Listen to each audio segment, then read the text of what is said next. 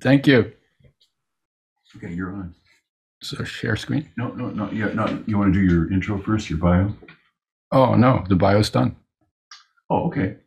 So just share screen. Okay, so I'm going to share the screen and choose share the PowerPoint. And then choose share at the bottom. And share at the bottom. Okay. All right, we see it. Great, thank you. Okay, good. Thank you. So I'm going to talk today about 3 topics that are the most neglected topics in nutrition. And that was true when I began to become interested in them, but I think it's also still true now. And so, but I'll start with letting you know how I got there, because it was not an easy trip. I was born during the Second World War in Europe, and we were refugees. I was 2.5 years old, and we were fleeing from Soviet tanks and trucks. And the Allies were using us as target practice, shooting at us from planes. So this was on a dirt road in horse-drawn hay wagons, mostly mothers with young children. And I don't remember a lot except anxiety, fear, didn't know what I could trust. Nothing was stable. It's not exactly the place where you want your kids to grow up. And so I carried that anxiety with me a lot. And I did a lot of reading when I was a kid because reading was safe. And my parents had, because they had gone through the First World War, the Bolshevik Revolution, then the Depression, then the Second World War. They basically told us we should question everything. So I was really good at that.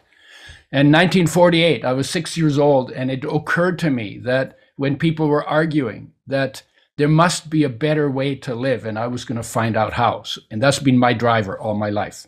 1952, we emigrated from Europe to Canada, started over. I grew up mostly on farms. We had one farm in the wilderness where there was no running water, no indoor plumbing. We had an outhouse that you got to visit at 40 below. So I became very familiar with nature. And then in 1959, I started going to university, and in the service of trying to understand how things work so that we could live better, I started in science to understand how things work. Then I went to bioscience and to find out how creatures work. Then I started into psychology to understand how thinking works. Then I got into medicine because I wanted to learn about health, but I left after a year because I was only learning about disease. And the dean told me, when I asked him what health is, he said, "We don't know, we're working on it." And I realized that in biology, you learn more about health than you do in medicine. And I went back in and did grad studies in biochemistry and genetics. Then when the geneticists began to talk about cloning people, I thought, no, I don't think this is for me. And I left. And then 1968 is when I left, and I traveled, did some social exploration, got into self-knowledge. And then I did work, many jobs, mostly blue-collar work, because I wanted to understand what it felt like to be in the shoes of the people doing them. 1980, as part of one of those jobs, I was poisoned by pesticides. I was very careless, and there was no medical solution for it. When I asked the doctor, "What do you have for pesticide poisoning?" she gave me the beautiful one-word answer, "Nothing." And at that point, I realized that my health is my responsibility.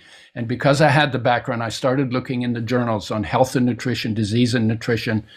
And I learned a lot. I was looking at everything, minerals and vitamins and amino acids and everything. And I got part of it was the body is made by solar energy using a genetic program that it created over eons from air, water, and food. And the body's made for activity. And there's a constant turnover of the body. Some people say it's 98% of the atoms in your body this year, right now, will have been removed and replaced if we get together again at this time next year. 98%. And that's why healing is possible, because we're a major construction site always under construction. So if we raise the standard of the input, which is food, water, and air, then within 1 year, we can have rebuilt the body to a higher standard. That's what healing is. And then when I was doing the studying, I got focused on fats because it was the most confusing area in nutrition, and sometimes confusion gets your attention.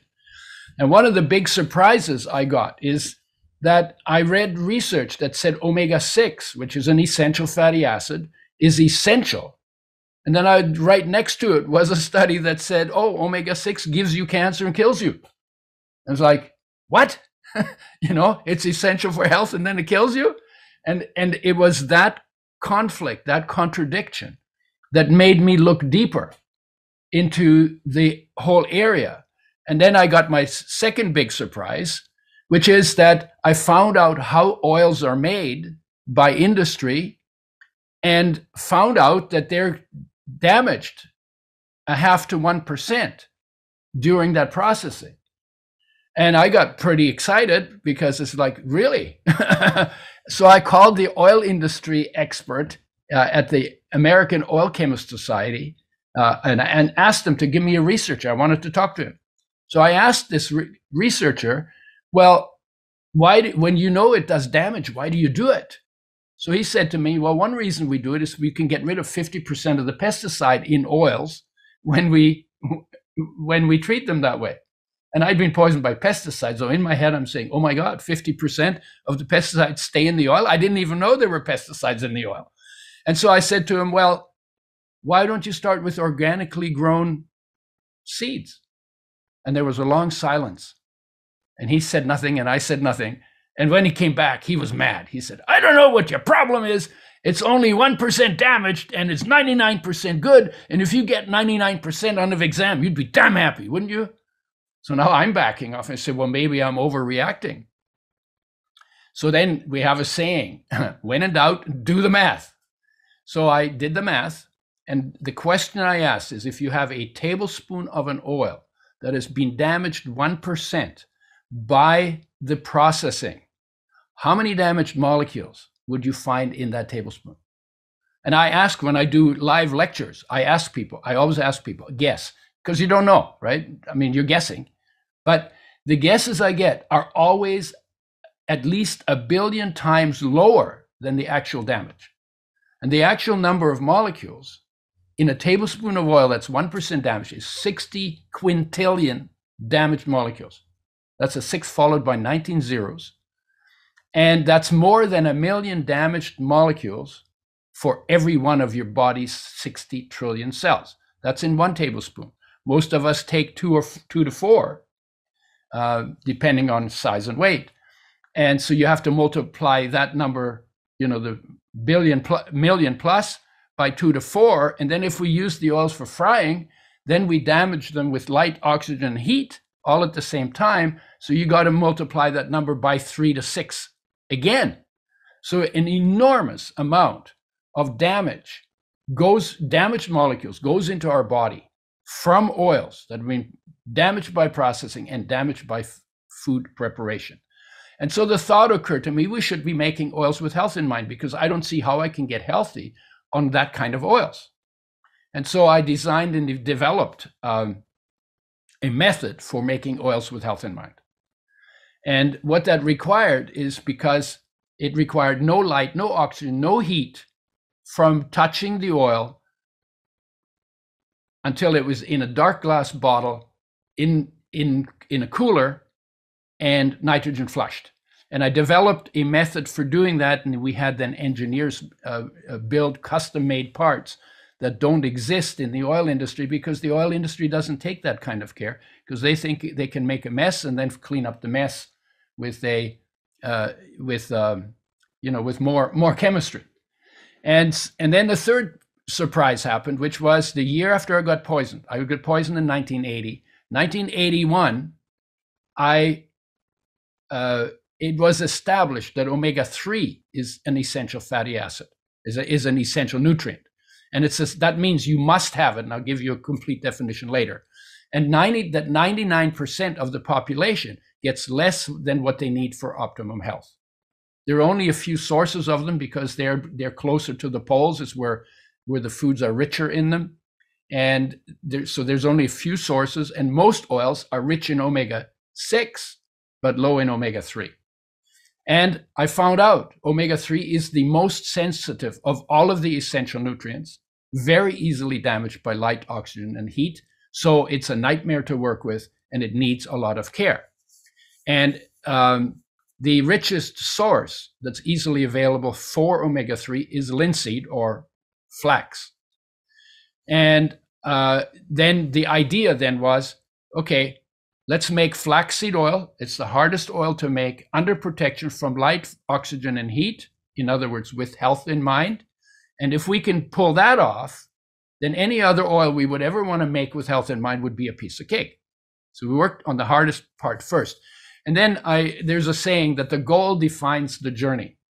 You know, if you know what your goal is, then there is a journey to get to your goal. If your goal is somewhere else, then you're going to be on a very different goal. So my goal for making oils with health in mind was very different from the industry's goal of making oils that have a long shelf life. And it occurred to me, oh my God, if we could make oils with health in mind and bring them back into people's diets, we could help almost everybody. And I got so excited. I mean, I got so excited. It's like, and that was the driver behind the work that I've been doing for 40 years. And I'm still excited about it. It is unbelievable how much difference it makes when you raise the standards of the oils you take. 1986, I wrote my first book. It was called Fats and Oils. And that same year, we began to work with flaxseed oil.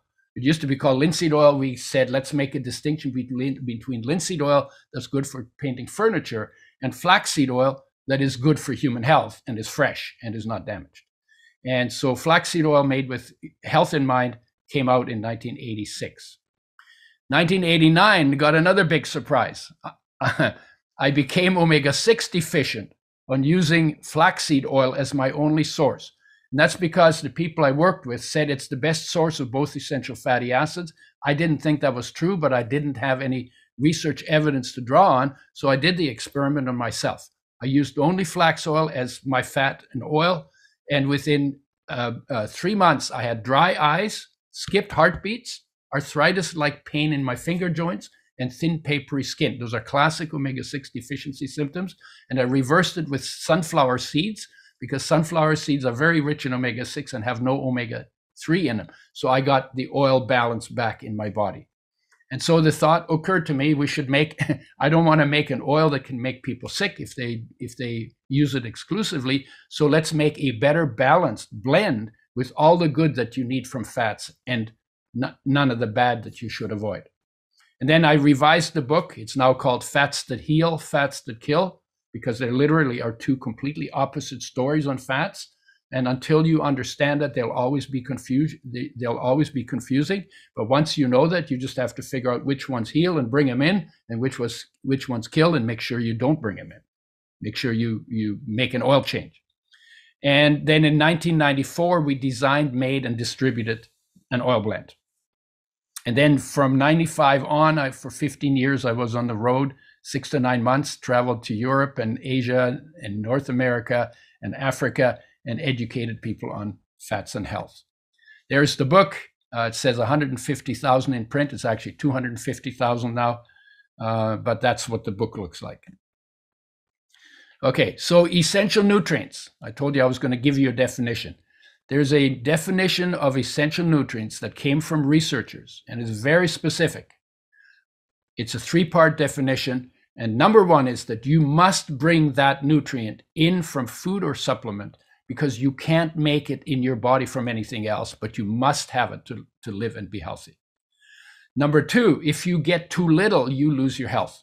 You get deficiency symptoms. They are degenerative in nature. They get worse with time. And if you get too little for too long, you die.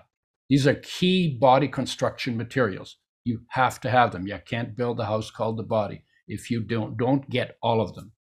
And the third part is, if you return enough of the missing essential nutrient before you die, because death by definition is not reversible, then all of the problems that come from not getting enough are reversed. And why is that? Because life knows exactly what to do with each of these essential nutrients once we've taken responsibility to make sure enough of them land in our body so life can do that job. So that definition includes 42 essential nutrients. It's the researcher's definition. This is not a marketing definition. In marketing, people call things essential that are not essential. and it helps to know the difference. 18 minerals, 13 vitamins, 9 essential amino acids from proteins, and 2 essential fatty acids are the 42 essential nutrients. So the essential fatty acids are the essential nutrients from lipids. By the way, there are no essential nutrients in carbohydrates. So carbohydrates from that perspective are the least important food because there's nothing in carbohydrates that you can't get elsewhere. Energy you can get from fats, but you can't get the essential fatty acids from carbohydrates.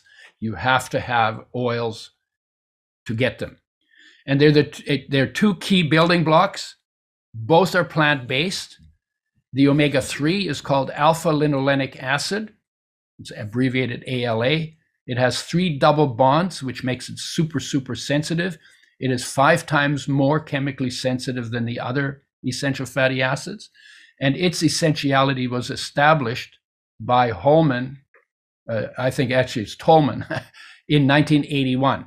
And we are now getting 16% of the levels of omega-3s that we got in 1850. And in 1850, the levels were already too low. It is the most widespread essential nutrient deficiency of our time. It is super sensitive to damage by light, oxygen, and heat, and requires a lot of care. The other essential fatty acid is omega-6, linoleic acid, or we abbreviate LA. It has 2 double bonds. So 2 double bonds. So if you have 3 double bonds, it's 5 times more sensitive to damage than you only have 2 double bonds. That was essential. That was known to be essential by 1929. And then there's a little history. About 1900, mass production of oil, that industry began to replace cottage industry of making oils. Our omega-6 intake has doubled since that time.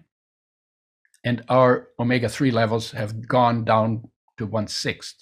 So the balance has been completely messed up. And the omega-6s are damaged by processing and by food preparation, especially frying and deep frying. The research, so now I'm going to preach to the choir. If you're plant-based, maybe you're not, but if you're plant-based whole food eater, then the research is very clear now. The best health and longest life come from eating plant-based whole foods and taking a B12 supplement. That wasn't clear when I was started, but it is clear now. It's also good for the environment because plants are low on the food chain. They're cleaner, more ergonomic. They take up less energy in production, and they are also the foundation of all living creatures. I said that essential fatty acids, or EFAs, are the most sensitive molecules of nutrition. And they need the most care, but they actually get the least care because we don't just throw them we throw them in frying pans, turn them into smoke, and we don't do that with any other part of nutrition. And as a result of it, damaged oils cause more health problems than any other part of nutrition. And undamaged oils that are fresh in their natural state, made with health in mind, bring more health benefits than any other part of nutrition. And so I say to people, your body needs an oil change. You need to get the bad oils out and you need to bring the good oils in. There are 2 problems with the essential fatty acids. Omega-3, most people get too little for optimum health, and omega-6 is damaged by processing and food preparation. Now, how much oil should we eat? And there are 2 answers to that question because there are 2 kinds of oils. One I call food oil foundation and the other one I call oil supplement. The foundation comes from seeds, nuts, beans, grains, vegetables, and fruit.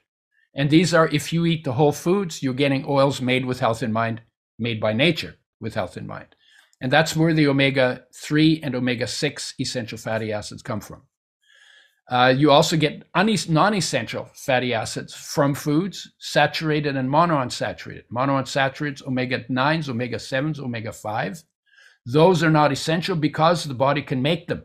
And in fact, it can make them from sugar and starch. And the intake is about 2 to 4 tablespoons a day, depending on weight. We say a tablespoon per 50 pounds of body weight per day. mixed in food and intake spread out over the course of the day. That's 28 to 56 grams, 1 to 2 fluid ounces.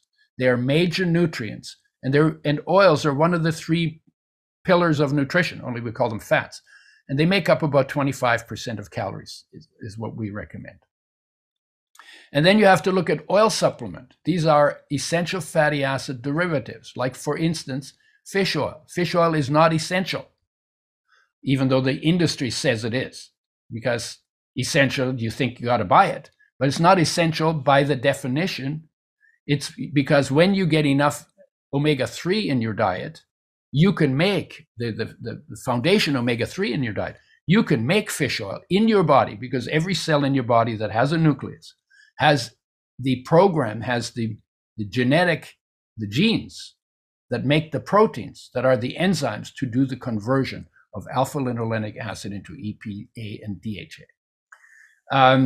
The supplement makes up a very small amount, usually 1 to 3 capsules, 1 to 3 grams. And if you get more than 5.1 grams of fish oils a day, there's research that shows that it increases inflammation. That's probably from the processing damage and the toxicity that you find in fish. Fish are now the dirtiest meat on the planet. And oil-soluble toxins will concentrate up the food chain, and most of the fish we eat are pretty high on the food chain. And then how do you make oils? There are 2 ways to do that. One is for shelf life and one is for health. So let me start with shelf life. The first thing is the global oil industry treats oils with sodium hydroxide, a very corrosive base, and phosphoric acid, a very corrosive acid, then bleaches them with bleaching clays. That makes them rancid. Then they smell bad and have to be deodorized. And deodorization is done at frying temperature, up to 245 degrees Celsius, anywhere from 360 to 245 degrees Celsius. And in that processing is where the damage is done that gets you more than 1 million damaged molecules for every one of your body's 60 trillion cells in a tablespoon. And we talked about that before. So we use 2 to 4 tablespoons a day, and frying does more damage. And when you do all of this, they raise the risk of inflammation and degenerative conditions like cancer.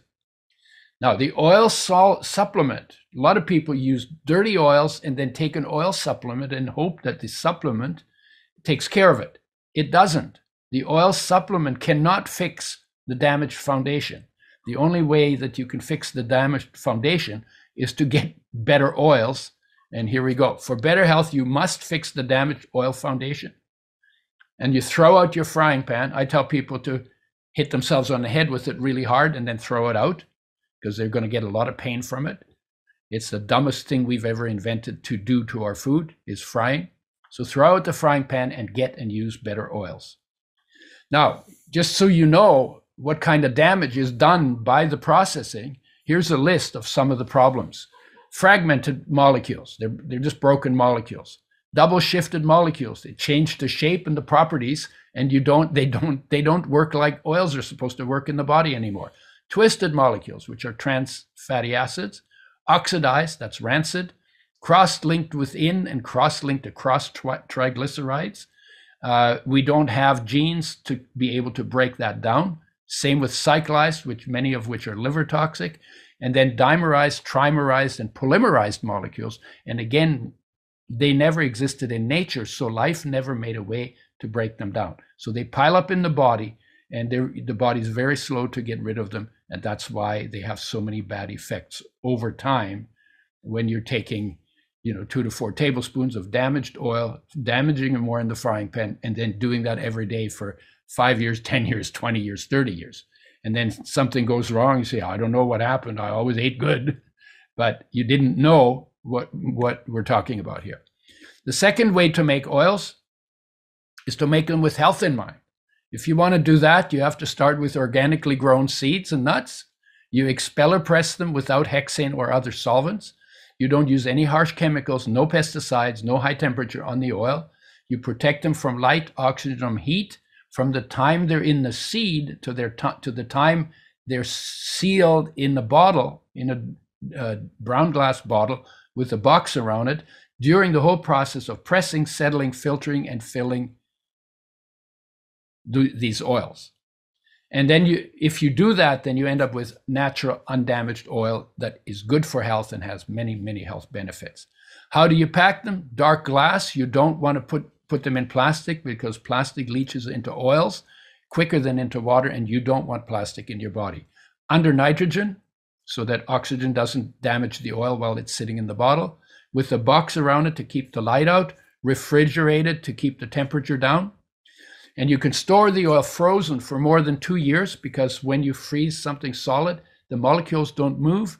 And when the molecules don't move, they don't meet. And when they don't meet, they can't react. So you can't damage, you can't spoil the oil by reactions that happen inside of it. Refrigerated, you have a year, because it's still liquid at refrigeration. And once you open the bottle, use it up within 2 months, because once you open it, oxygen gets in and then begins to react with the oil. And then never, never, ever, ever, ever, ever fry your foods with oils made with health in mind, because the better they are for you when they're in their natural state, the worse they get damaged when you use them in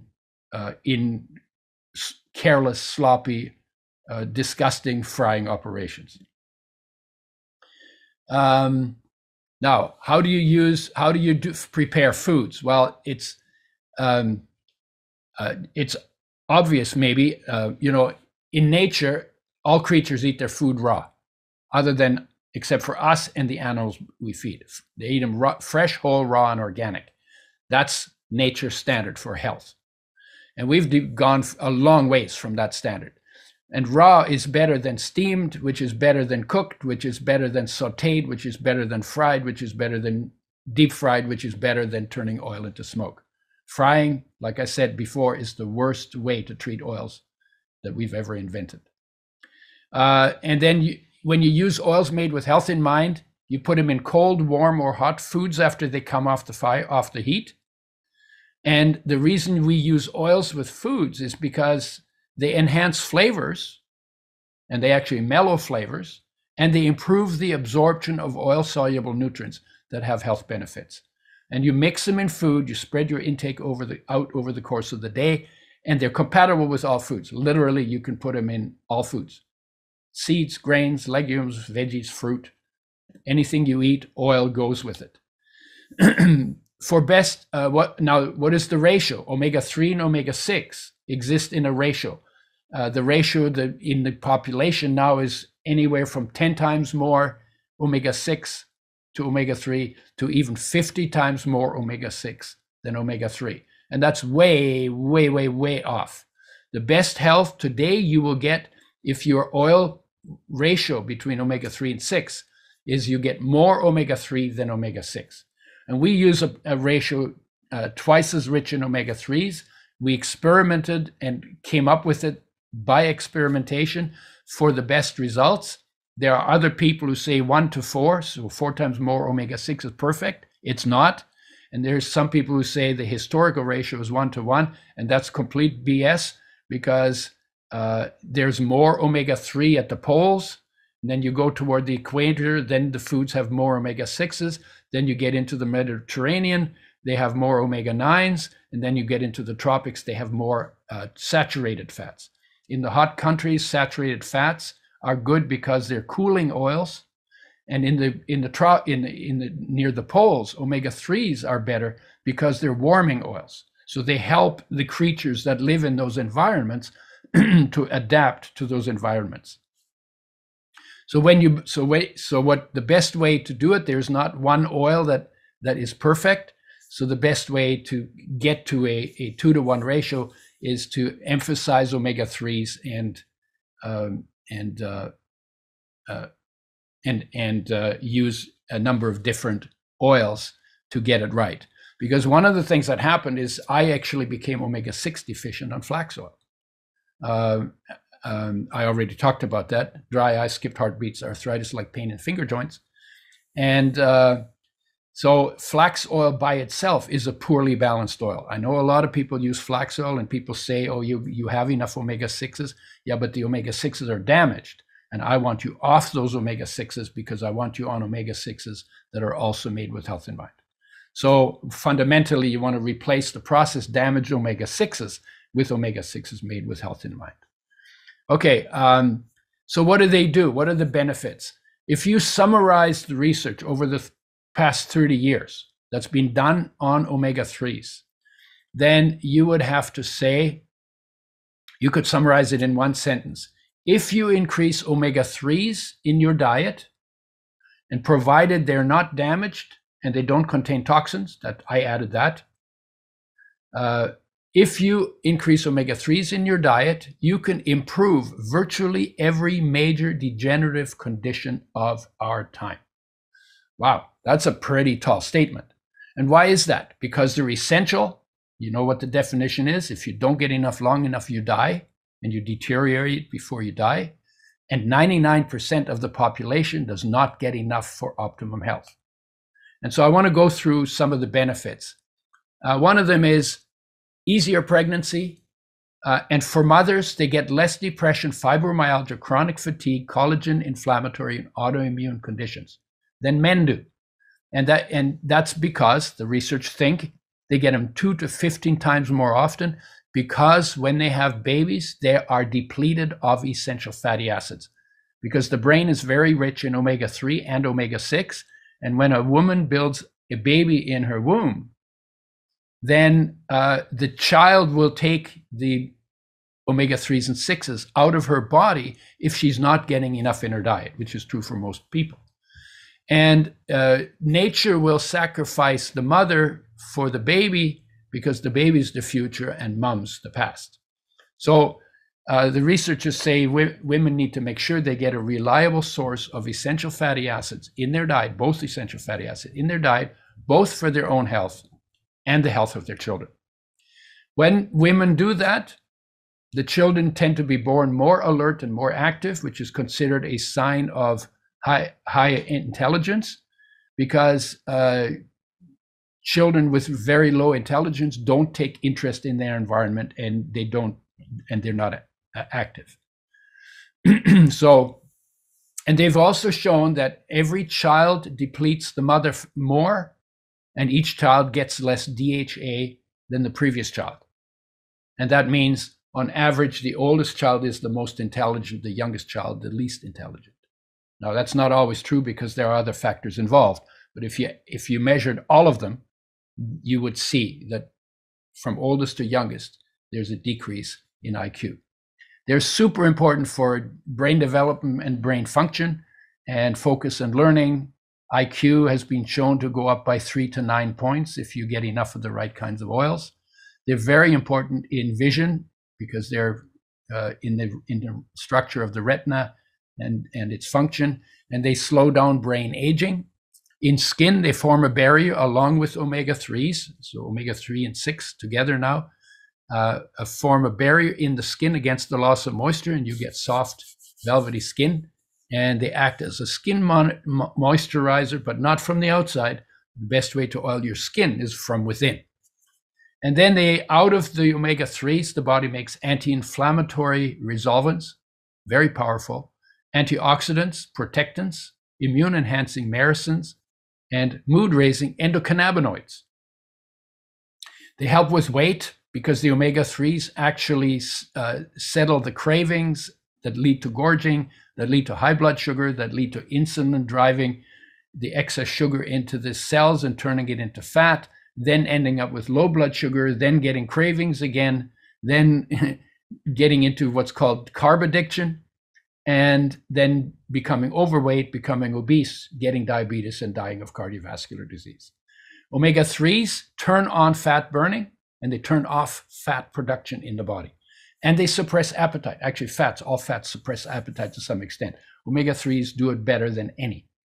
And that's why, even though they have more calories than carbs, you don't get overweight on omega-3s, because they're highly energetic. They make more energy. They might make you sweat a little more in summer, They give you more energy. You tend to be more active, and they suppress appetite. And and then omega-3s also prevent the problems associated with saturated fats. Saturated fats make your platelets more sticky and make you more insulin resistant.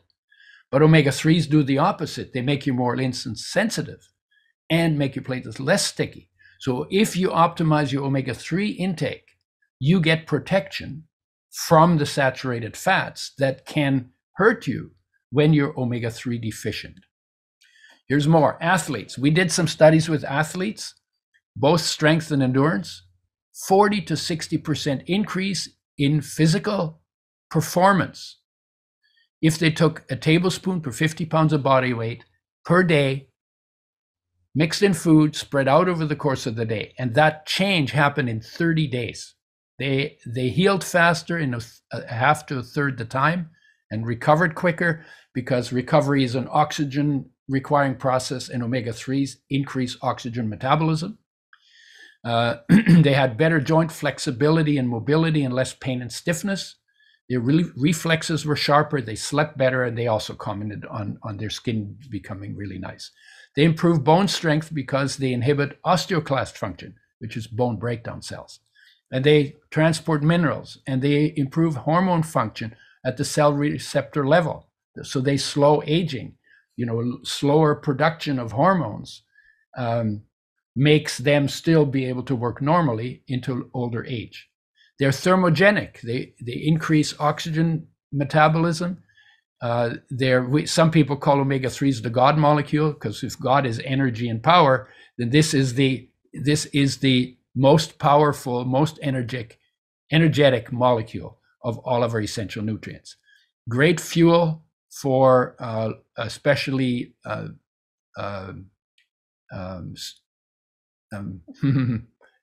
endurance sports, because on carbs, people used to run marathons. They didn't used to be able to drink sugar drinks while they were running, only water.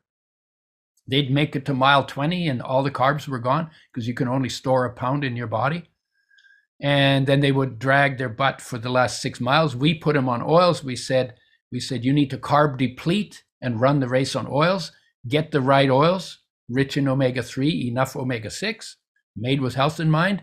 And not everybody followed, because we were completely going against the stream. But the ones who did came back and said, wow, that was awesome. After I finished my marathon, I felt like I had enough energy to run another one.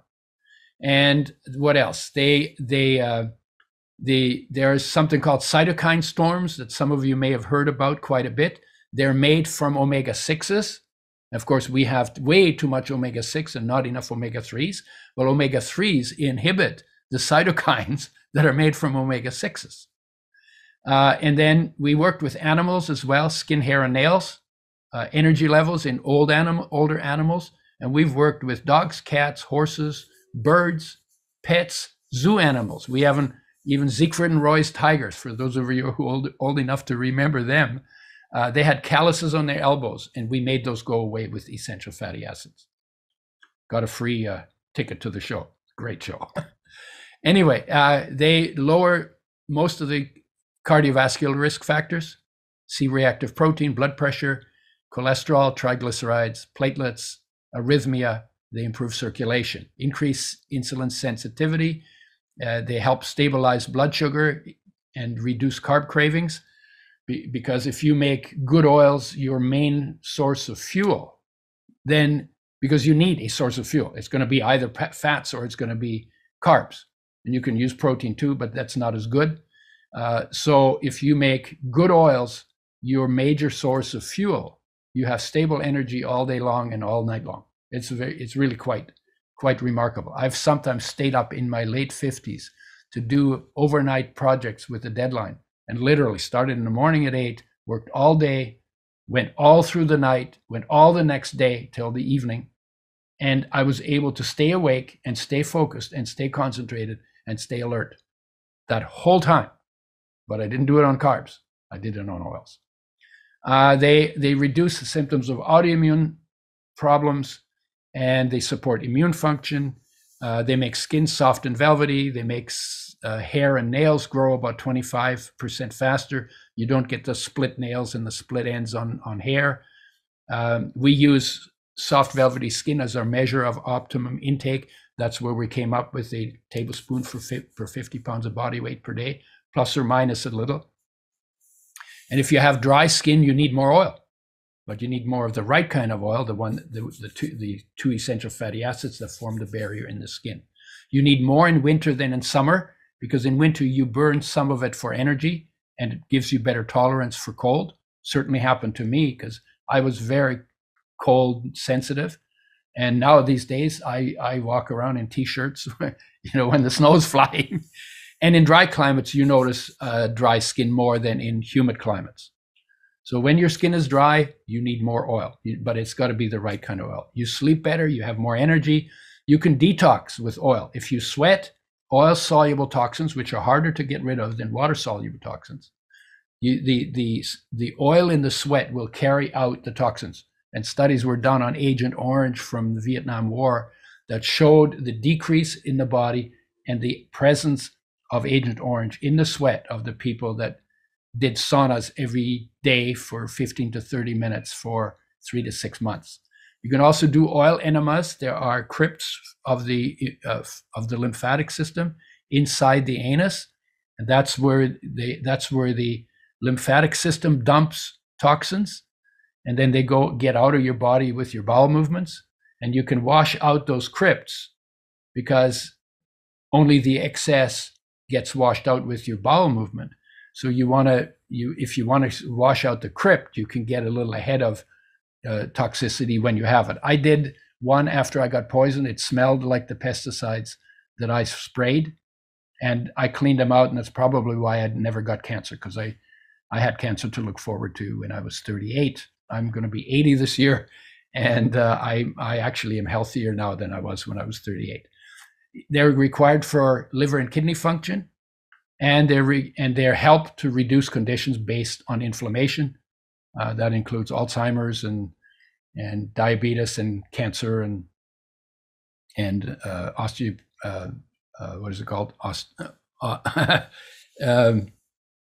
osteoporosis. Anyway, so the inflammation is behind many of our degenerative diseases. And like I said before, the body makes resolvins. That just means they resolve inflammation out of omega-3s when you get enough in your diet. Okay, changing from flax oil, when I got deficient, I went to a better balanced blend, and those are on the market. There's a basic, there's a DHA blend, and there's a high lignan blend. The basic is what I use.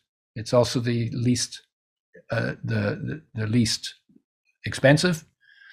And basically it's to optimize the quality and the ratio of essential fatty acids. Tablespoon per 25 kilograms per day is about optimum, or whatever makes your skin soft and velvety. And there are a few people who are very, very high metabolizers who can't get their skin soft and velvety from taking that or taking even more. Some athletes take double that. That would be 50% of their calories. And they rant and rave about how good their performances are and how good they feel. But if you can't get your skin soft and velvety, then use coconut oil on the outside. I don't recommend coconut oil for the inside because it increases LDL, although eating coconuts does not do that. And you can use it on the outside because it's a more durable oil. You would not want to use omega-3 and 6 oils on the outside because they go rancid and then you smell like paint. The DHA blend has DHA from algae, so it's for plant-based, and that's intended for people during pregnancy where they're building two brains, for babies, breastfeeding mothers, and then seniors like over 50, because there's research that says that DHA prevents brain shrinkage as you get older. Although I'm almost 80, I don't use DHA. And I'm in a way, I'm not doing that because I want to prove that your body can convert, and we'll get to conversion in a second. The body can turn the plant omega-3s into the fish omega-3s in your body, in your cells, at the rate at which it needs them. And the high lignan has some seed materials in it. Lignans have very powerful functions, but you will get more lignans from blending flax seeds than you'll get from the blend. So I use the basic, that's why I put the stars on it, because it deals with the essential fatty acid issues and deals with them exceptionally well. And here's what's in the basic blend. 8 of the 9 ingredients are organic. You can't get vitamin E organic because it doesn't fit the category. But the flax is organic for omega-3s and energy and high oxygen metabolism. Sunflower for omega-6, undamaged, non-toxic. Organic sesame, undamaged, non-toxic omega-6, and has very good antioxidants. Evening primrose oil is only omega-6 and has some GLA in it, but I like it for the polyphenols, which are, again, antioxidants. Organic coconut for the antioxidant and flavor. Rice germ for ferulic acid and other minor ingredients that you get in rice germ oil. Oat germ oil, phytosterols, which help lower cholesterol, minor ingredients in oat germ oil. And then GMO-free lecithin that we have to bring in from Europe because we can't get it in North America, and it's an emulsifier and improves oil digestion. And then vitamin E as an antioxidant and for stability. Sources, where do you find the oil? The oils in brown glass bottles. Synthetics are not good packaging material for oils.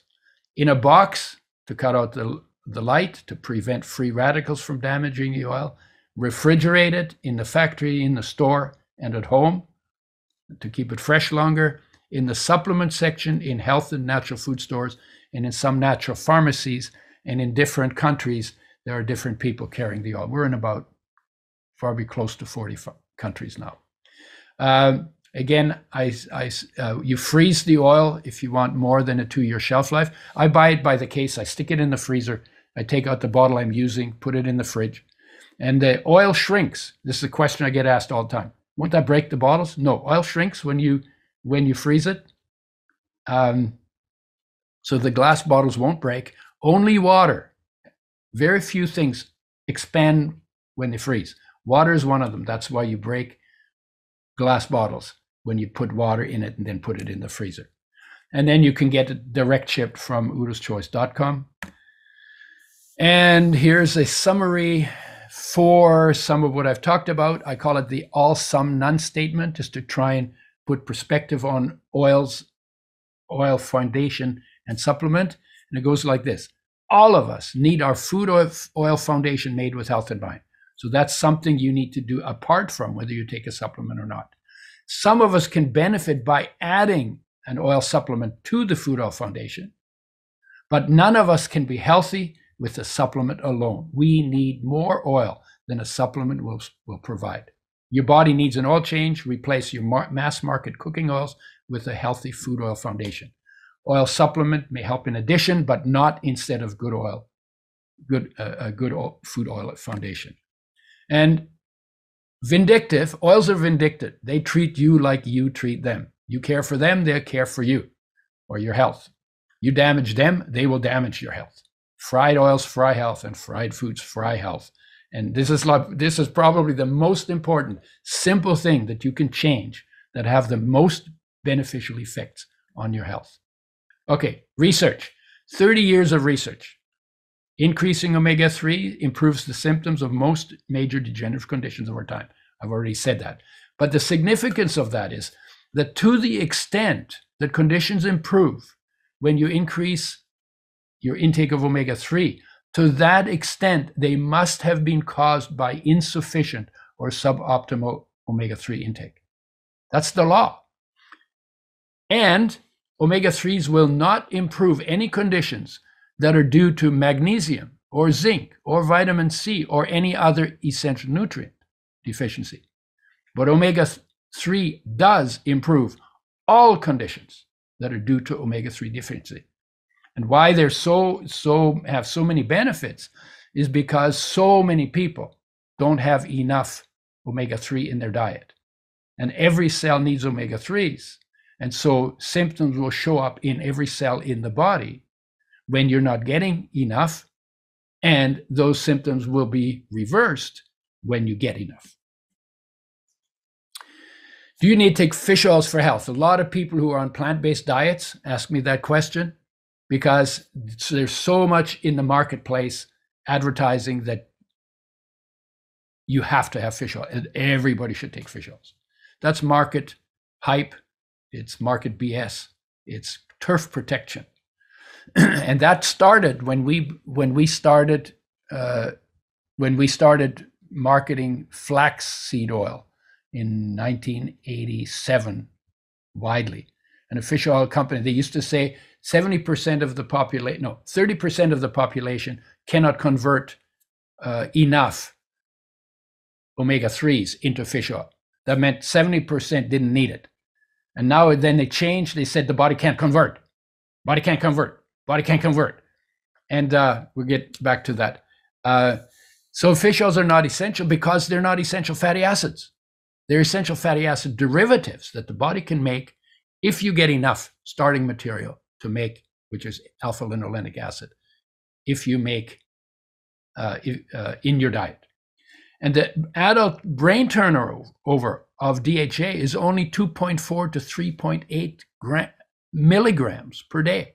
Like, it's really small. The turnover is not big. So if you had 1 gram of ALA, we recommend somewhere between 7 and 20.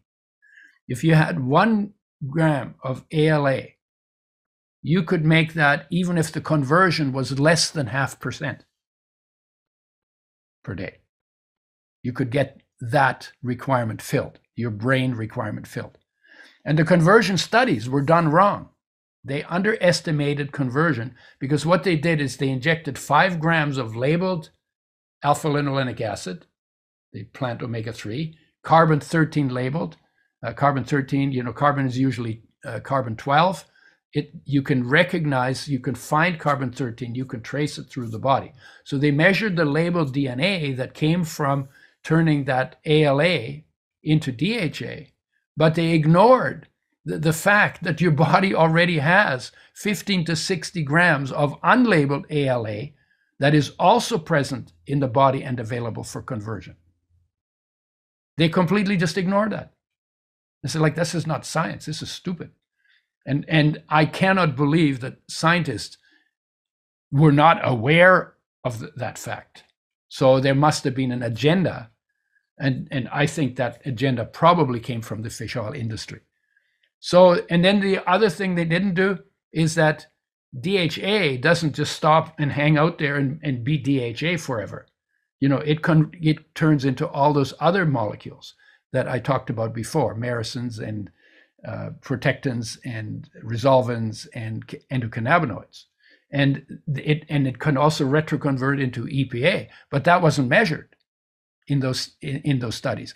So they researched that, exposed that in 2015, concluded that the actual conversion is at least 3 times higher than the research shows. And I put in the 12 times because if you have 60 grams of unlabeled ALA, then it's actually underestimated by 12 times. And then people who eat plants, whole food plant-based, they convert twice as fast as people who eat animal products. And then when DHA is scarce, it's conserved twice as long, so you only need half as much. So there are lots of reasons why plant eaters don't need to take fish oils.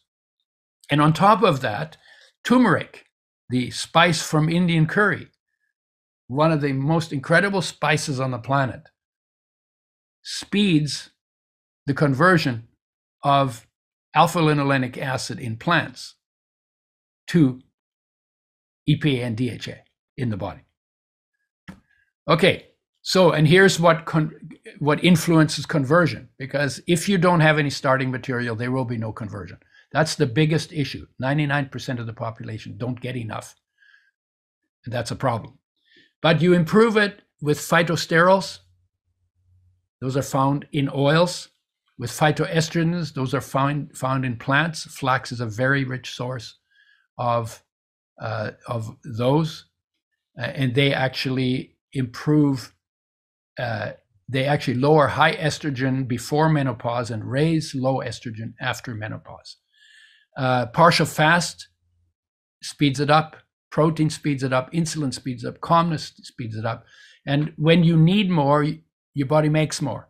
Your body responds to your needs. You may have noticed, when you're hungry, you eat, and eating works. And when you're thirsty, you drink. Drinking works. When your body needs the conversion, it turns on the genes that do the conversion. Estrogen improves it. That's why women convert better than men. Exercise. And then vitamin B6 and B3 and zinc and vitamin C and magnesium are required by the enzymes that do the conversion. Plant-based foods speed conversion, and so does turmeric. And it's slowed by excess carbs, by too much omega-6, by too many monounsaturated fats, by too many saturated fatty acids, by trans fatty acids, by damaged omega-3, omega-6, and other damaged fat molecules. If you already have dietary EPA and DHA, it slows down.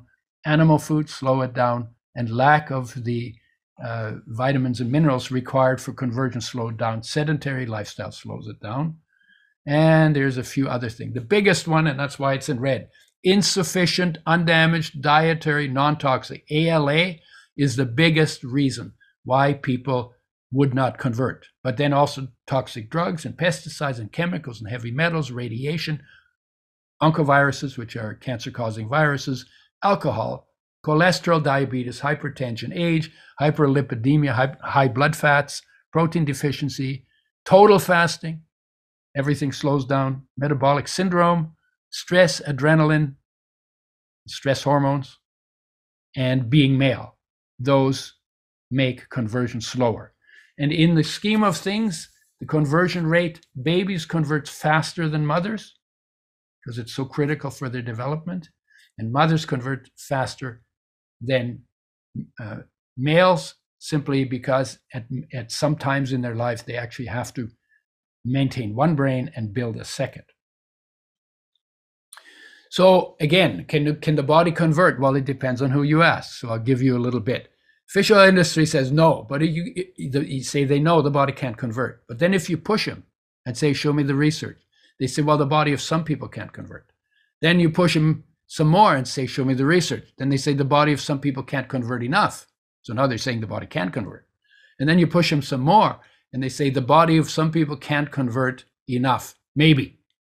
And because that's what the research actually says. If you look at culture, there are 300 million Brahmins in the Brahmin caste in India. They are probably not wrong. They have a 5,000 year of fish-free and fish oil-free, vegetarian, plant-based eating history. And they have as much, they're obligate vegetarians. They have the same level of DHA in the brain, retina, and sperm as the people who eat fish and take fish oils and eat animal foods. They use a little bit of clabbered milk. There's no EPA and DHA in clabbered milk, and they use that for probiotics for their digestive system. We'll get into probiotics briefly later. If you ask the researchers, they say yes, but there's a wide-ranging rate there of conversion, and that depends on how the study was designed and the context within which it was done. And some of what improves conversion and what decreases conversion, I just listed in the past couple of slides. And then if you ask Walter Willett, he's Harvard School of Public Health, and he's a famous hero who was the guy who busted trans fatty acids and made them be taken out of the diets because they killed about 30,000 Americans every year and increase a risk of heart attack and diabetes and interfere with immune function and interfere with reproductive function in animals. No human studies on the reproduction part of trans fats.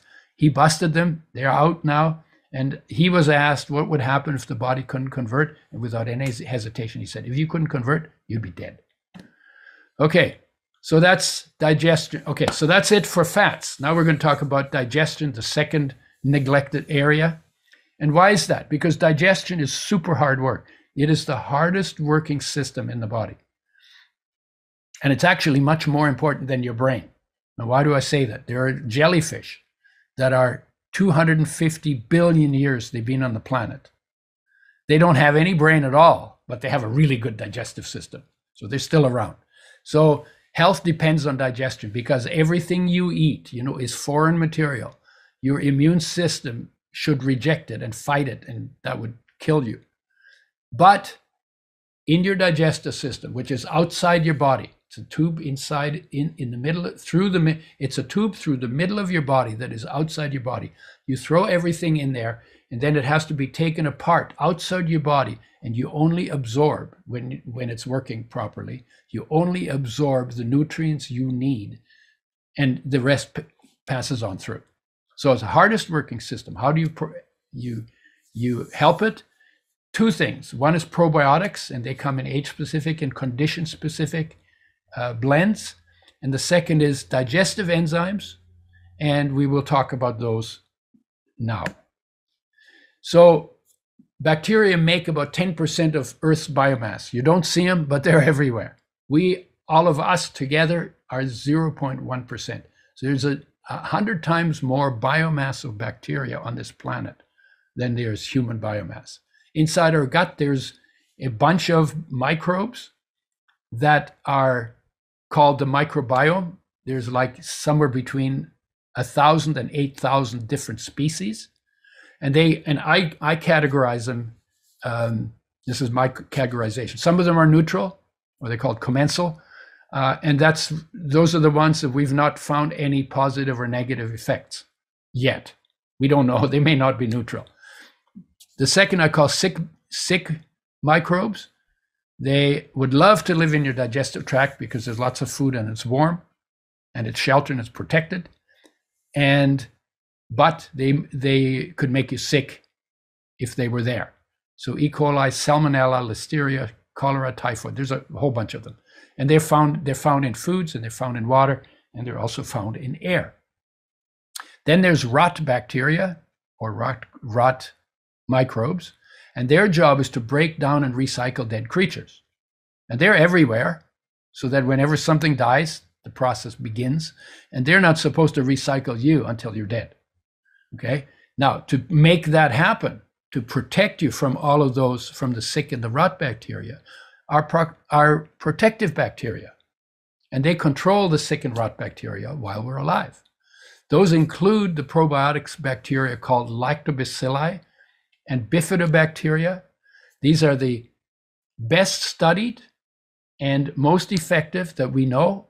They're in fermented foods, and they're vulnerable because when things get dry, they don't form spores. So then they die.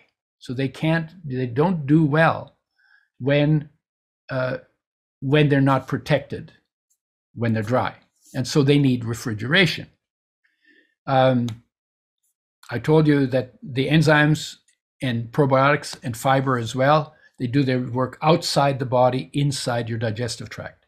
These are not essential nutrients because they're not absorbed into the body, but they are essential for health.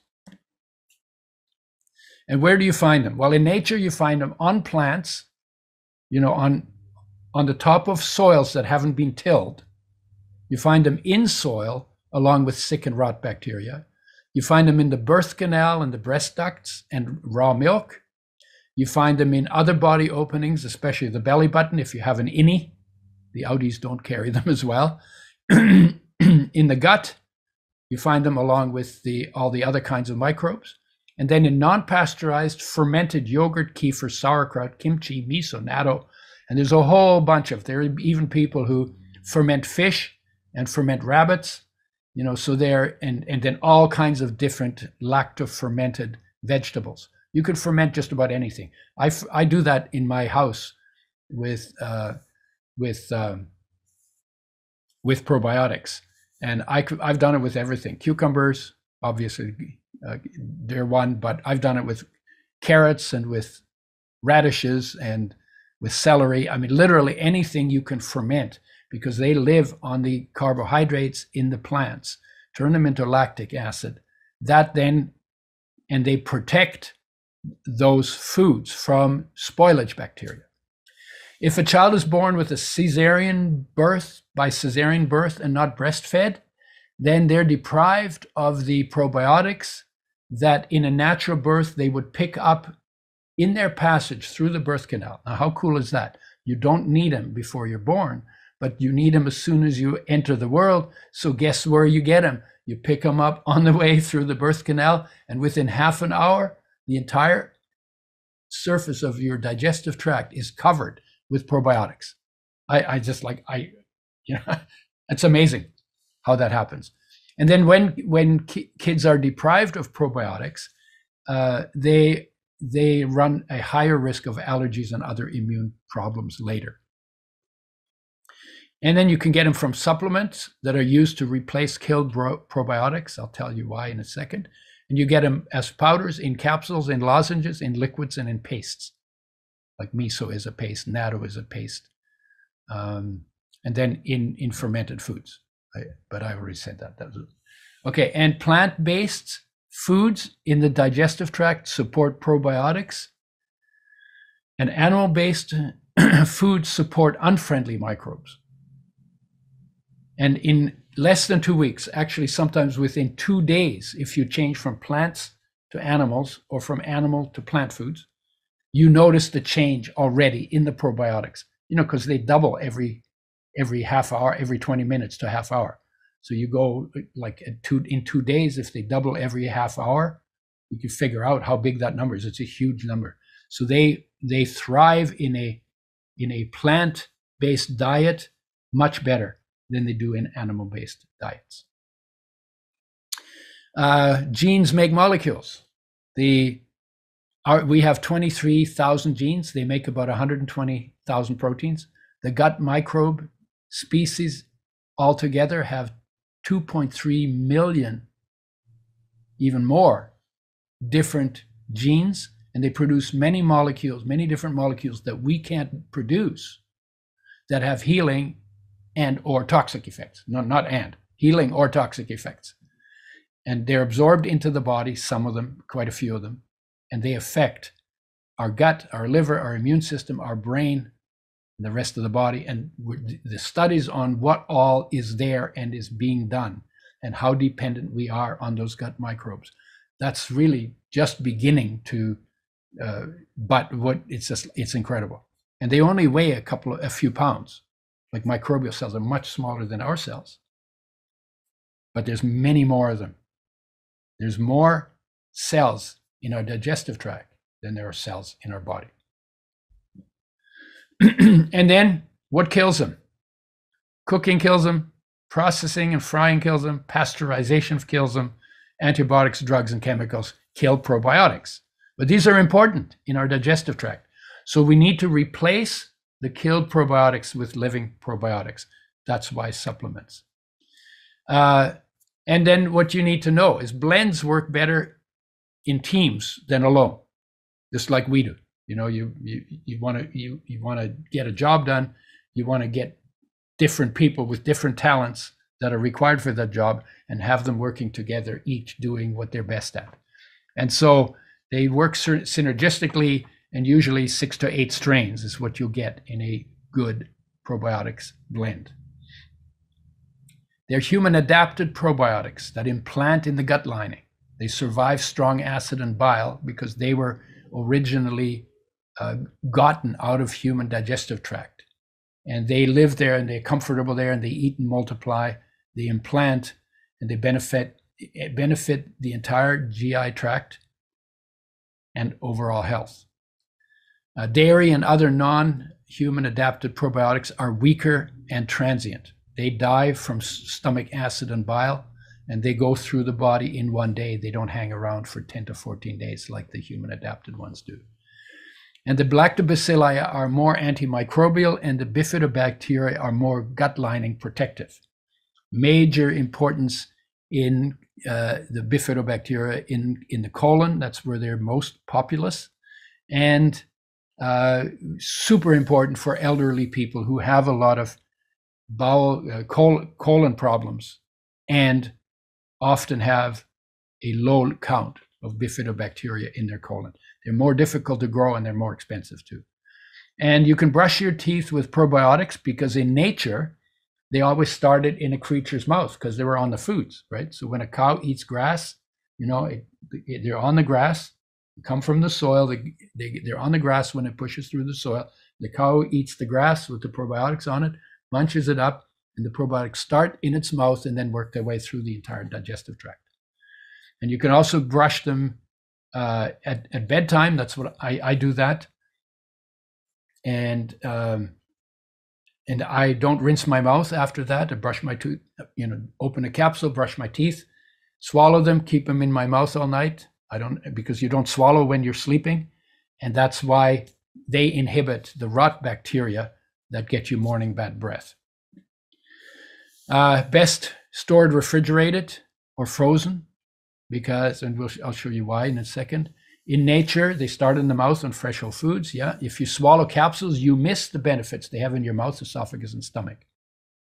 And you can use them, either you swallow capsules or you open the capsules in your mouth, or you mix them in foods that are cool enough to eat. If the food's too hot, you kill them again. And you take probiotics with or after meals. Kinds of probiotics in the healthy human gut change with age. And the count needed for optimum benefits increases with age. So in an infant, it's in a powder because they don't swallow capsules. 3 billion. In a child, in a capsule, 5 billion. And these are mixtures of 6 to 8 different strains. Adult capsule, 17 billion. Advanced adult, which is anyone over 50, capsule, 34 billion. Benefits: digestion, bowel regulation, diarrhea, constipation, sometimes liver, immune system, brain function. Anxiety and depression, apparently what goes on in your digestive tract can majorly affect your mood. And there's some evidence, some suggestions, not for sure yet, that they may actually help people prevent overeating and help reduce obesity. These are the condition-specific ones. Super 5, it's a lozenge. You eat it, take it after a meal. It's flavored, it has 2 billion, and my quote is "suck, don't chew." It takes about 13 minutes to dissolve it in your mouth. You want to do that. You don't want to chew it up, because the point of it is to keep it in your mouth, because you want the probiotics to start in your mouth. They have major functions in your mouth and your esophagus and your stomach. So you want to get those benefits. Super 8 is in a capsule, 42 billion. And one is for vaginal yeast. And I was like, well, why you eat it to get it to the birth canal? How does that work?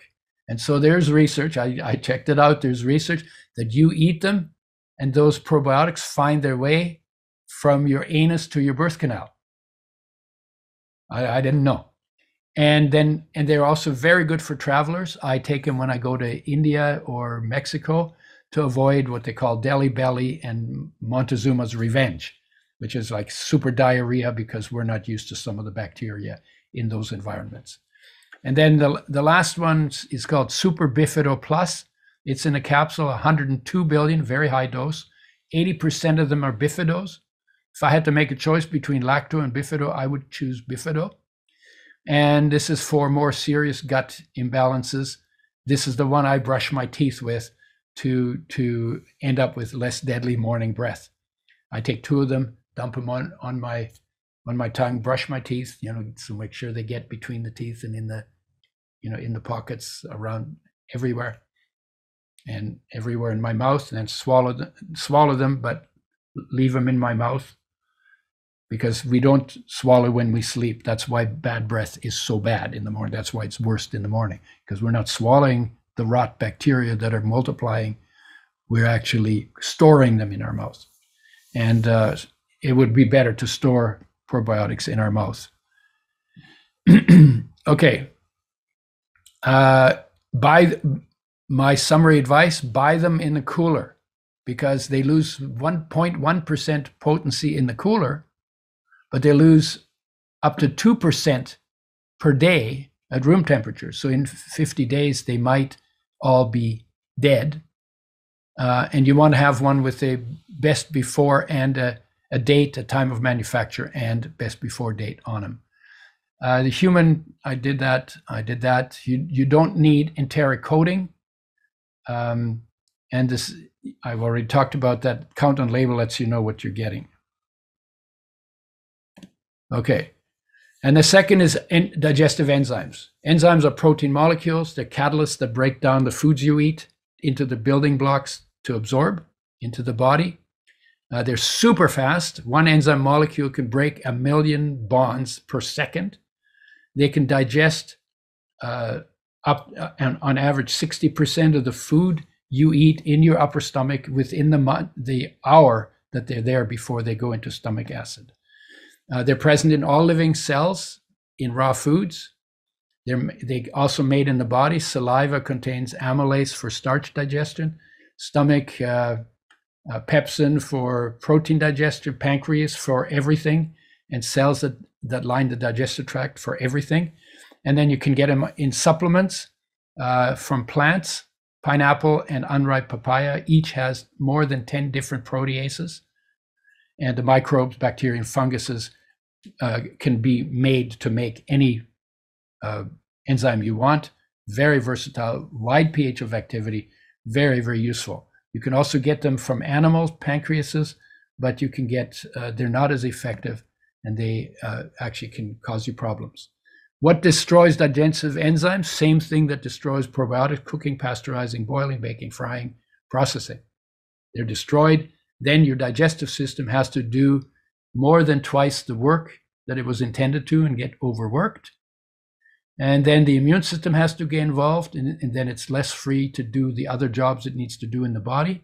So what do? Replace the enzymes that were destroyed.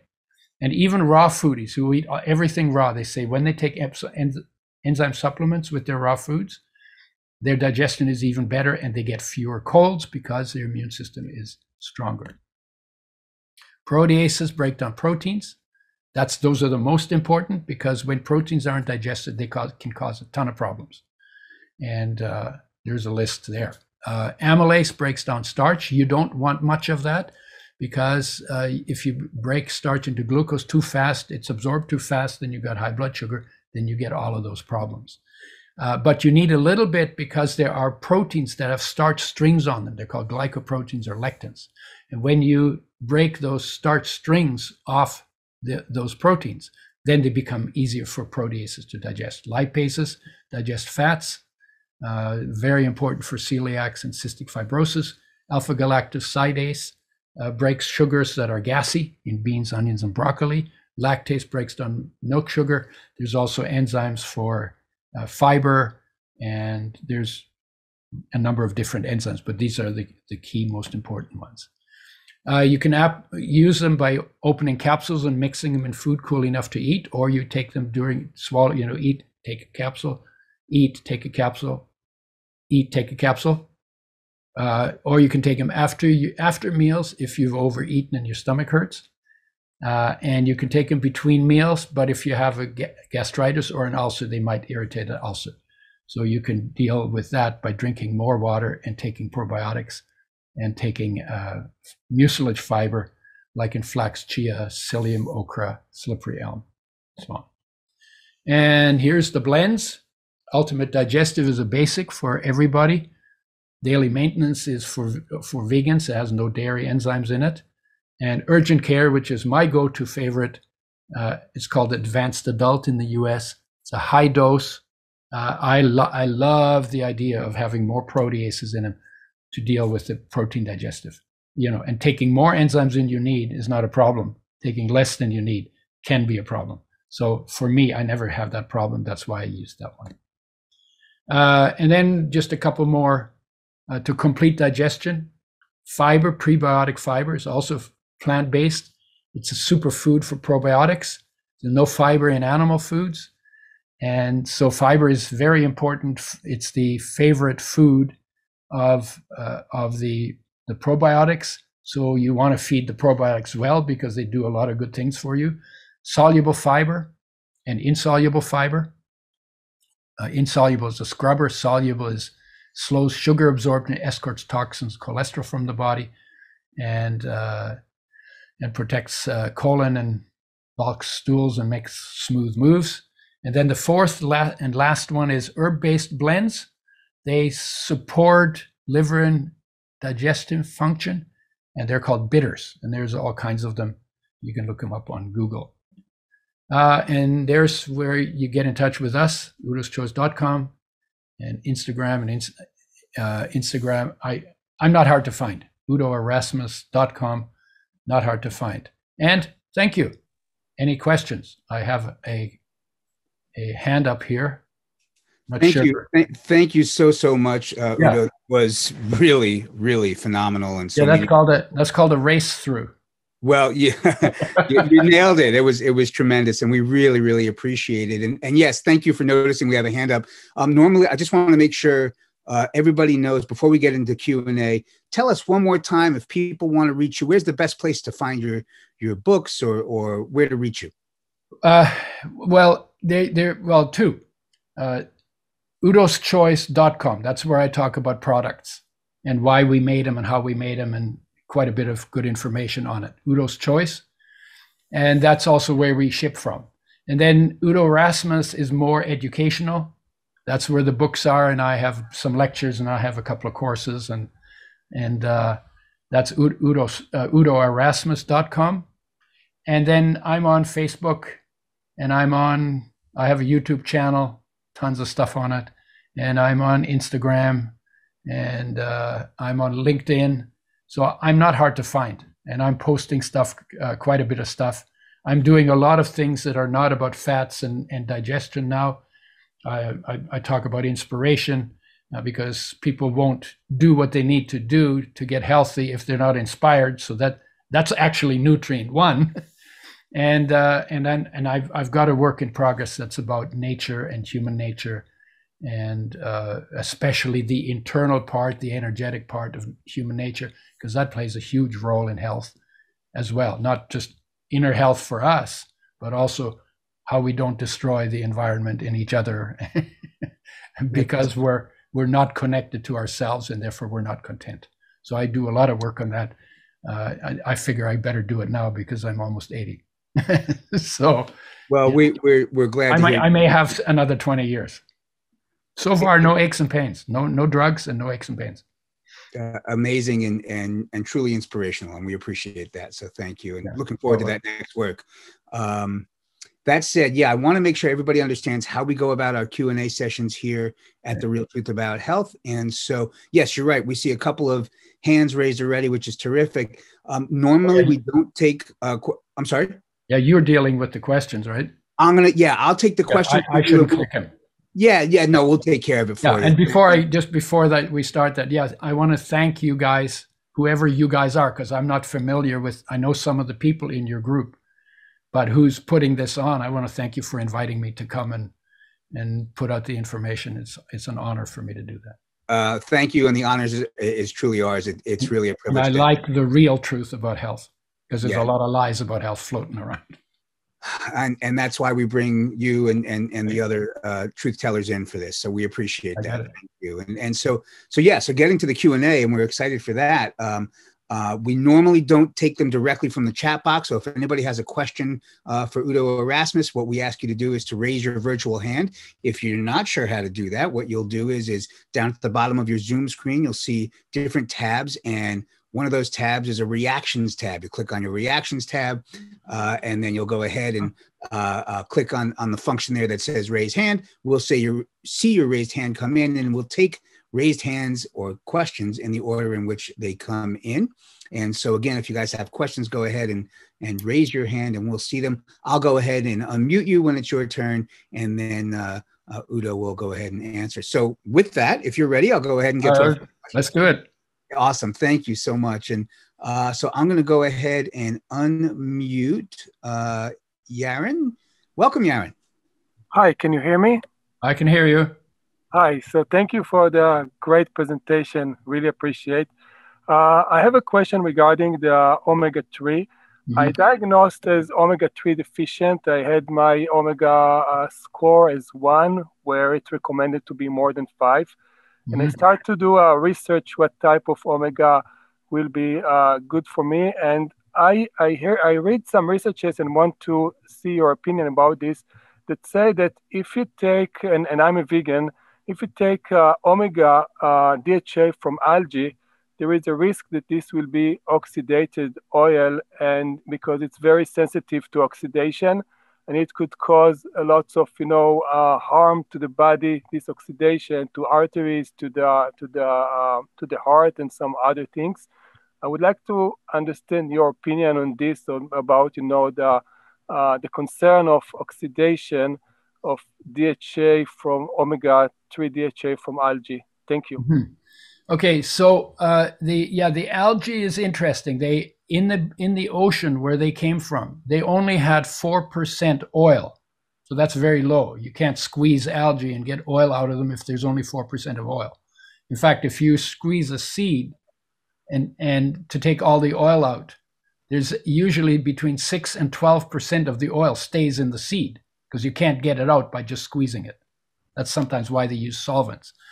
So what they do is they brought them in and they put them in tanks and they feed them sugar and they turn sugar into DHA.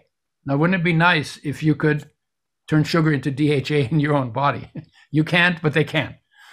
And then they bust the oil bubble in the alga, and the oil floats on top, and then they take it out. And then they have to clean it up and do all of that.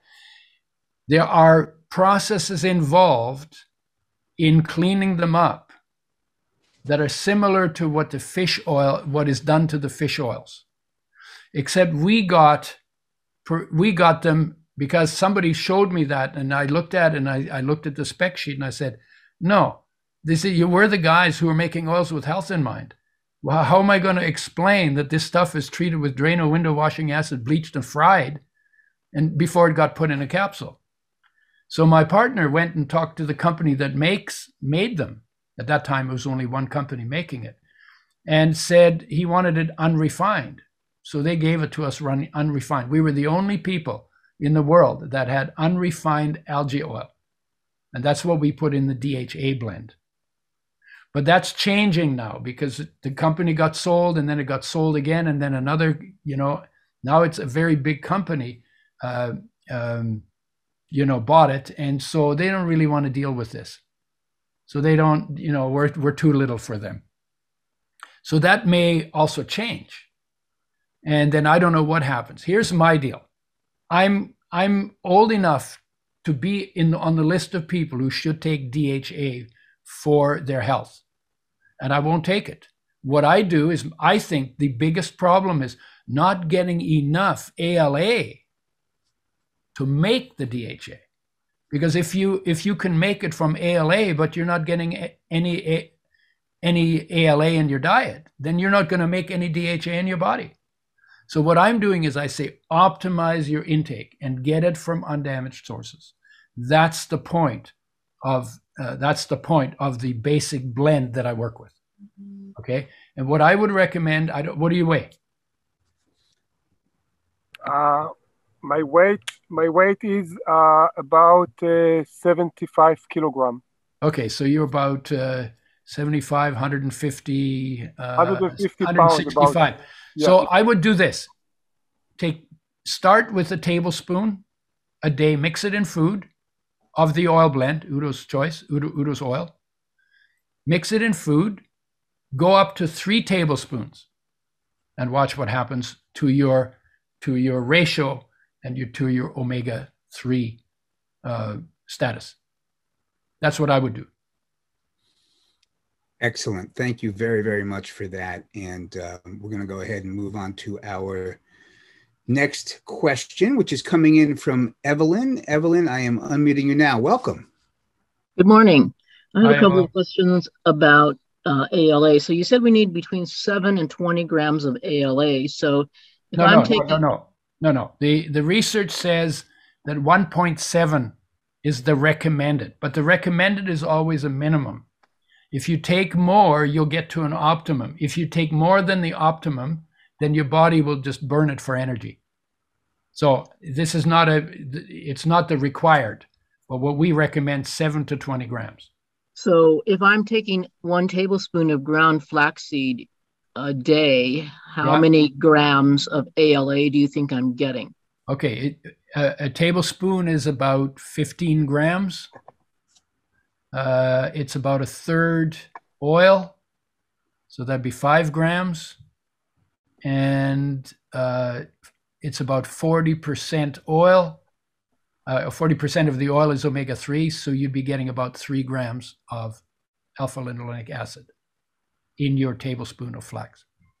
But only if you grind it, because if you swallow it whole, it has a very tough cover, and you can literally, it'll pass through you. You'll get the benefit of the fiber, but it'll pass through you, and you can plant it and it'll grow. So you won't get the oils unless you use a blender or something to blend it up. Then your digestive juices can get to the oil, and they will take the oil out, and you'll absorb it. You absorb about 94% of the oil that you eat is absorbed into your body. Okay, and I have a question about serrapeptase. I take it in the morning on an empty stomach. Mm-hmm. So do you recommend that you take it only with meals, or the protein digestion part of the proteases, do they work 24 hours a day? As long as they're intact in your digestive tract, they're digesting whatever proteins they come in contact with. So serrapeptidase, there is research that says that enzymes can be absorbed into your body through little vacuoles and given to the immune system. And that makes a certain amount of sense, that nature would be smart. They wouldn't break it down and then have to make the same thing again. There's some evidence that that's happening. That's why you would take it between meals. So it depends on what you're trying to do with the enzymes. If you're trying to digest the food, take them with food. If you want to have them absorbed or do other functions or take a load off the immune system specifically, then you can take them between meals. But if you have an ulcer, the proteases, serrapeptidase is a protease that may irritate an ulcer or gastritis, and then you feel it. You feel like the ulcer kind of pain. Excellent, thank you. Helpful? Yeah, I think we lost her, but yes, I think I certainly have to believe that was helpful for all of us. Maybe she wasn't interested in the answer. Thank you. And so we're going to move on now to Elaine. I'm unmuting you. Hi, Elaine. Hi. You mentioned this is a follow-up to what you just talked about on pancreatic enzymes. Mm-hmm. And when you take them, is it possible to overtake pancreatic enzymes, like when you take them between meals, where you're overloading your system with too much of those or imbalancing the overall microbiome? You know, I have never used pancreatic enzymes. And part of it is because they come from animals. Part of it is that there's research that shows that they can produce allergies, because proteins can produce allergies. And you don't get allergies from eating pineapple and unripe papaya. And you don't get allergies from bacterial and fungal made enzymes. So I only use those. I don't use the pancreatic enzymes, so I have no experience with them. I'm actually talking only about things I have experience with. Excellent. Thank you for that. And now we're going to move on to, let's see, I'm going to ask Benny to unmute. Let's see if that helps. Hi, Benny. Hello. Thank you, Udo. If you eat a mostly raw plant-based diet, do you get enough oil in the diet? And someone also asked, I'm asking for them, on the oil and coffee enemas, are those used at the same time or are those separate? Okay, let's do the second one first. Oil enemas and coffee enemas are two completely different things. Coffee enema is for flushing your liver, and oil enema is for flushing the crypts inside your anus that are part of the lymphatic system. So you do that at separate times. What was your first question? Hang on, we're going to unmute them again. Oh, okay, Benny, go ahead. If I'm eating mostly a raw plant-based diet, am I getting the oil naturally in the diet? Do I need the oil? Yeah. Okay, so this is a great question, because I know that there are people in this group or that are speakers here that do not use any oil. And so the idea then, and people have told me this over the years, well, why don't you just eat raw foods and get all of your nutrients from the raw foods, because that's how it was in nature. And so that makes a certain amount of sense. So I decided to try to do that. And even in summer, when I need less oil than in winter, I need about 4 tablespoons in winter, 2 or 3 in summer for optimum skin feel. Even in summer in California, when it was hot, and I ate just seeds, I ate 5 tablespoons of flax seeds and I think 3 of sunflower seeds. 8, that's a lot, because the flax seeds swell to 6 times their size because of the mucilage fiber. So that's like a whole meal. And even doing that, in the time when I need less oil, my skin got drier and drier. So flax is really a good food if you grind it up and you get all the nutrients, because it has lignans in it. And it's like a really good food. I have to take oil on top of that to get my skin to be soft, smooth, and velvety. So and the thing is, you can try it. If you do it just with foods and you hope to get all the oils you need just from foods, see what happens to your skin. Skin gets them last and loses them first. That's why we use that as an indicator of optimum intake.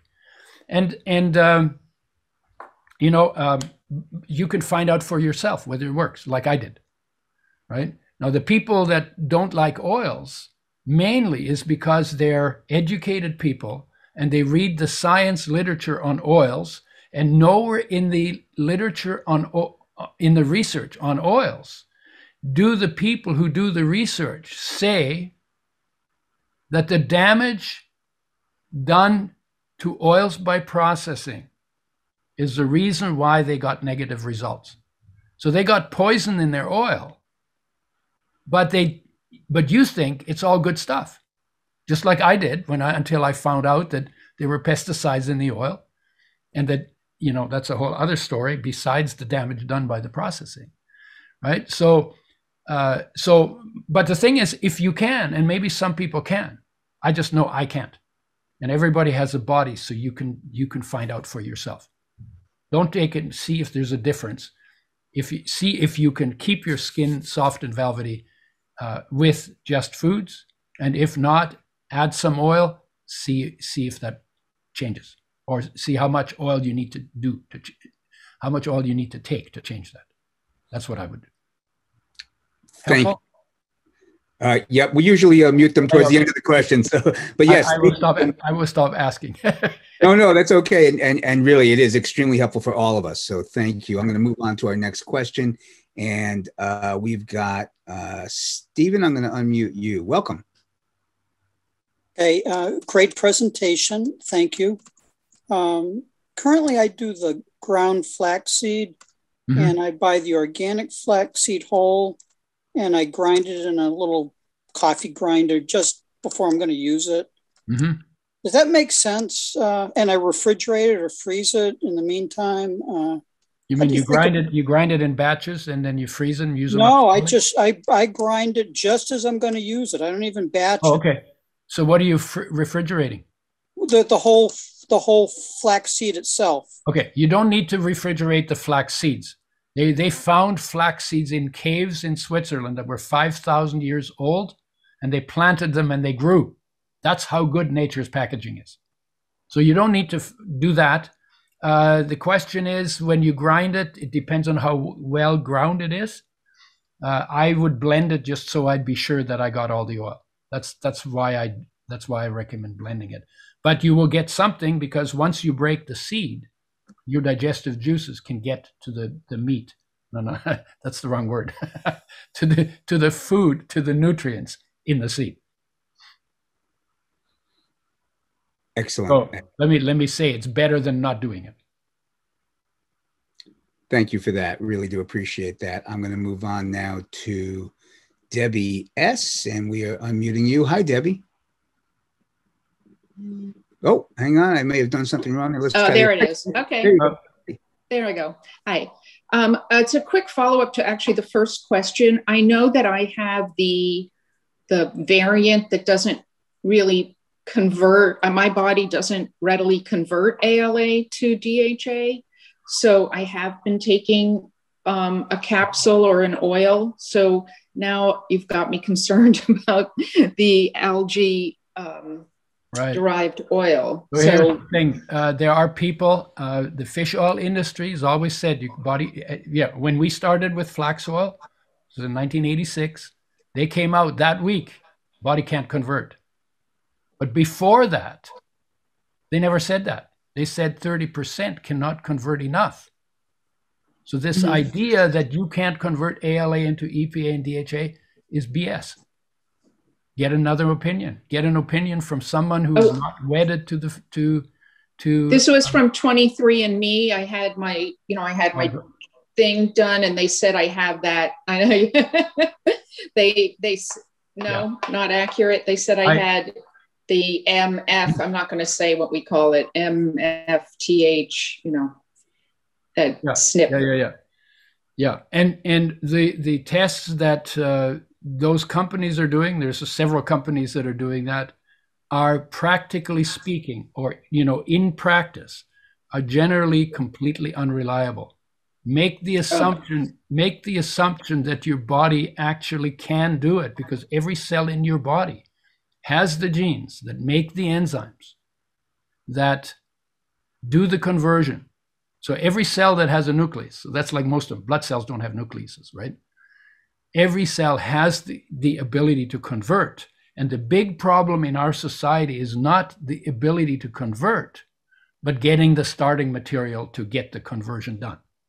So and like Walter Willett, who is a very knowledgeable and is not a proponent of anybody being paid off, was very clear. If you couldn't convert, you would have died a long time ago. You sound like an adult. You would have died in childhood if you couldn't convert. So sometimes you have to take, not everybody's an expert and not everybody tells the truth. And it's tough sometimes. I mean, it makes it hard for people. If every liar had liar written on his forehead, the world would be a lot easier place to maneuver through, right? Well said, and we appreciate your candor. Thank you very much for that. I'm going to move on now to Evelyn. We are unmuting you. Welcome, Evelyn. Hello. I have a question about the supplement industry's current promotion of liposomal vitamins. Yeah. And now they're using sunflower seed oils as part of that.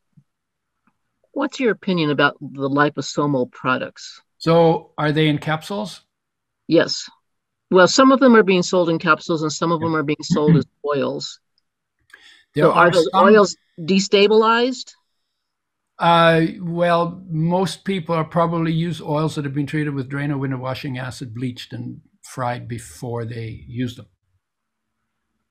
Because that's how the industry makes sunflower oil. Unless it says unrefined, which is more expensive, it's not likely that they do it. I could be wrong, but I would be surprised. But you could find out by asking them. If you ask them, they might tell you yes, even if they're not doing it. It's all that. So we should be asking them how they're processing their sunflower seed oils. Is that but they probably buy it somewhere. But let me talk about the liposomes. Liposomes are like the membranes on your cells, and anything that needs to go, like oily substances, have to be put in vehicles for transport.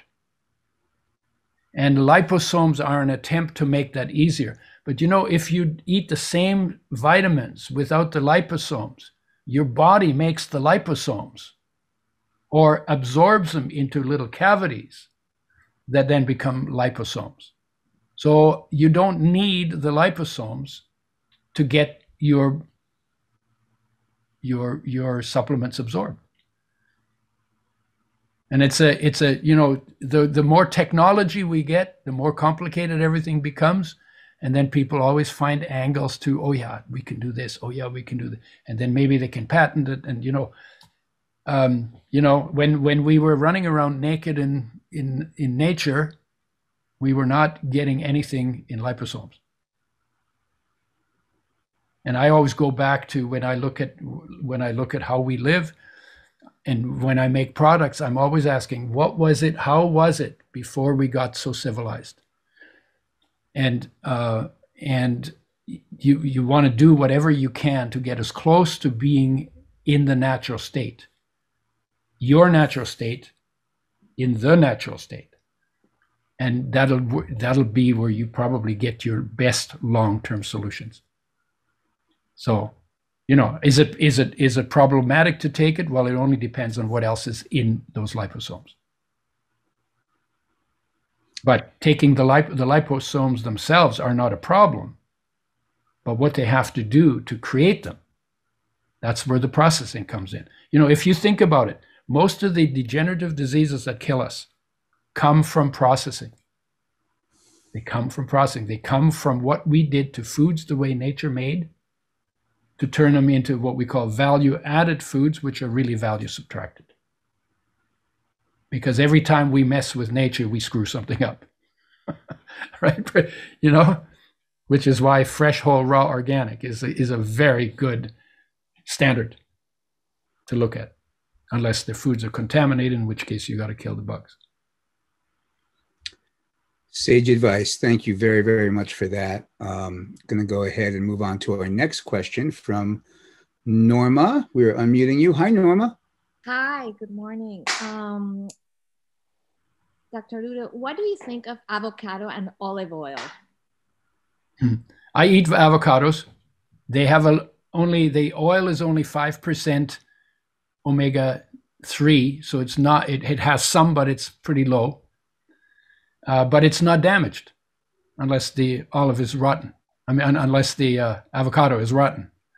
Olive oil has no omega-3s, like less than 1%, has only 10% omega-6. Those are the only two things you need. 80% is monounsaturated. Your body can make that out of sugar and starch, and you don't need it. Then it has minor ingredients that come from the olives. And then you have to wonder whether it's extra virgin or whether they've doctored it with other oils, because the oil has become so popular so fast that the demand has outstripped the growth rate of the olive trees. And so what people are doing is, because the demand is there, they want to fill the demand, then they sometimes throw canola oil in there, or they throw soybean oil in there, or whatever cheapest damaged oil that they can get. And then they still put on it sometimes extra virgin olive oil. So you need to know where your oil is coming from. What I do is, if you put olive oil in the fridge, it should either go solid or it should create little flecks of crystals. Because if it doesn't, then there's probably something else that's been added to it. That's how I do it. And I don't use olive oil that much, because I'm always more focused on the omega-3 and the omega-6, getting them right, getting them in the right ratio, getting them made with health in mind. But extra virgin olive oil is the only popular oil that hasn't been treated with drain or window washing acid, bleached and fried, if it's really extra virgin olive oil, because they get it out of the flesh of the olive and they float it off on water. And then it's an unrefined oil. So you can get undamaged olive oil, but you don't get the omega-3s that you need from it. So it's a good point and a bad point. Thanks very much for that. We have a couple of more questions and a little bit more time. We'll move on now to Leonard. I'm going to ask you to unmute. Let's see if that worked. Try that one more time. And there you are. Hi, Leonard. Leonard, are you with us? So I see that you are unmuted, Leonard. We're not hearing you. Maybe he's in the bathroom. Maybe he's in the bathroom. I'm going to go ahead and mute you again, Leonard, and go back to our next question, and then we'll see if we have time to get one more in. So this is going to be Janet. Hi, Janet. Hi, thank you, Doctor. And I'm familiar with your work. I have your book. Thanks for doing such a great job on what you're doing, seeing a problem and solving it. When you were doing your research on flaxseed, my question is, a lot of the plant-based world recommends flax, chia, hemp, sunflower, all these other seeds. Did you do research on the other seeds, or what was your reason just focusing on the flaxseed? Do any of the other ones have the omega-3s that we need? Well, no, flax is just the most easily available and cost-effective source. Mm-hmm. Chia seed has it, but flax has other things in it that are also partially end up in the oil. So I prefer it. There's perilla oil, which comes from Japan. I have not worked with that. And then all of the other ones like soybean and walnut and hemp and canola, they have omega-3s, but they have a lot more omega-6s. And so I use the seed that has the most omega-6s because you're basically getting the most cost-effective source that way. And it just happens to also be a very good food. And it's better than chia as food. And it's in a category of its own because it has so many lignans, and the lignans have so many health benefits that the idea of eating flax is a really good idea, as long as you break it down, as long as you open it up, so it doesn't just slide through you. And by the way, in terms of my work of seeing a problem and solving it, you can thank my sister for that, because I used to bitch about everything and I was really good at it. It would take me like 5 seconds to find out where the problem was in anything you exposed me to. And one day she took me aside and she said, she said, Udo, we agree with all the things you bitch about, but your problem is you just bitch, you never do anything to fix it. And that was a huge turnaround for me. And that's why there's oil on the market. So the woman behind the man, thanks for sharing that story. Yeah. Great, thank you. Well, thank you so much for this, Udo. And when I say thank you, I mean, really, what a privilege it has been to have you here. We're out of time for questions. We're sorry we couldn't get to every single one. But what you've done here for us is really, really meaningful. I'd like to thank you all day. I know I'm not the only one, so I'm going to ask our tech team to unmute our entire audience. What does everybody want to say to just so you know, I want to thank you for what you're doing, because if I wasn't doing this, I'd be talking to myself in the bathroom mirror. And the fact that you guys are an amplifier for my message, and that you're putting out good information that is more needed now than ever, so I am very honored to be part of. I'm surprised because I've never been in an audience like this, because I'm not that pushy, I guess. But I'm just really honored to be part of making health real in the world. Everything we call health is disease management, and it's about time we figured out what are the components and the principles of health and taught those, so that people can actually get their health that they deserve and that they're supposed to get from aligning with nature and their nature and the principles and components of those. So to me, this is like, thank you. Thank you for being so gracious, and really, with all humility, it is a privilege to have you here, and so thank you for sharing your work with all of us. Just so meaningful. And again, I know I'm not the only one that wants to thank you. So we are going to unmute our entire audience. Thank you. From Canada.